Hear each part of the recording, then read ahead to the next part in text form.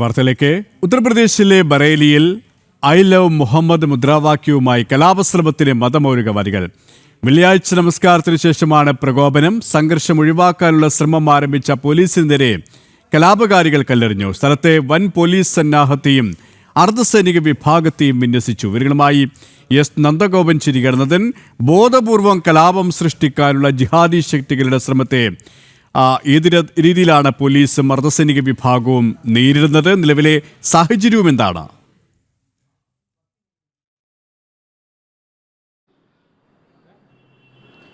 സുരേഷ്, ഇന്ന് ഉച്ചയ്ക്ക് ശേഷമാണ് ഈ ബറേലിയിൽ ഇത്തരത്തിൽ തീവ്ര ഇസ്ലാമിസ്റ്റുകളുടെ ഒരു ആക്രമണം ഉണ്ടായത്.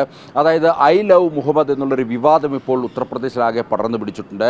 കഴിഞ്ഞ 4-ാം തീയതി കാൺപൂരിലാണ് ഇതുമായി ബന്ധപ്പെട്ട്, അതായത് ഐ ലവ് മുഹമ്മദ് എന്ന തരത്തിലുള്ള ഒരു ബോർഡ് കാൺപൂരിൽ പ്രദർശിപ്പിക്കുകയും പിന്നീട് ആ ബോർഡ് അത് ചില ദുഷ്ടശക്തികൾ അതിനെ ആ ബോർഡ് നശിപ്പിക്കുകയും ചെയ്തു. ഈ ഒരു വിവാദത്തിൻ്റെ പശ്ചാത്തലത്തിൽ ഉത്തർപ്രദേശിൽ ഉടനീളം ഇത്തരത്തിൽ സമാനമായ ബോർഡുകൾ പലയിടങ്ങളിലും പ്രത്യക്ഷപ്പെടുന്ന ഒരു സാഹചര്യം ഉണ്ടായി.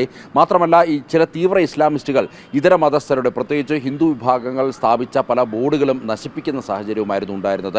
അത്തരം വിവാദങ്ങൾ കത്തി നിൽക്കുന്നതിനിടയിലാണ് ഇന്നിപ്പോൾ വെള്ളിയാഴ്ച ഉച്ച നമസ്കാരത്തിനെത്തിയ ഈ മുസ്ലിം പള്ളിയിലെത്തിയവരോട് അവിടുത്തെ ഇമാം, ഈ ബറേലിയിലെ പള്ളിയിലെ ഇമാം എല്ലാ വീടുകളിലും ഐ ലവ് മുഹമ്മദ് എന്നുള്ള ബോർഡ് സ്ഥാപിക്കണമെന്നുള്ള നിർദ്ദേശം വെച്ചത്. അതിനുശേഷം കൂട്ടമായി ഈ നഗരപ്രദേശത്തിലേക്ക് എത്തിയ, ജുമാ നമസ്കാരം കഴിഞ്ഞ് എത്തിയ ചില തീവ്ര ഇസ്ലാമിസ്റ്റുകൾ ചേർന്ന് അവിടെ പോലീസിന് നേർക്ക് കല്ലെറിയുന്ന ഒരു സാഹചര്യമായിരുന്നു ഉണ്ടായിരുന്നത്. പോലീസ് ആദ്യഘട്ടത്തിൽ സമീപനം പാലിക്കാൻ ശ്രമിച്ചു. അതേസമയം നിരന്തരം ഇത്തരം കല്ലേറുകൾ ഉണ്ടായ ഒരു സാഹചര്യത്തിൽ പോലീസ് ലാത്തിചാർജ് നടത്തുകയായിരുന്നു.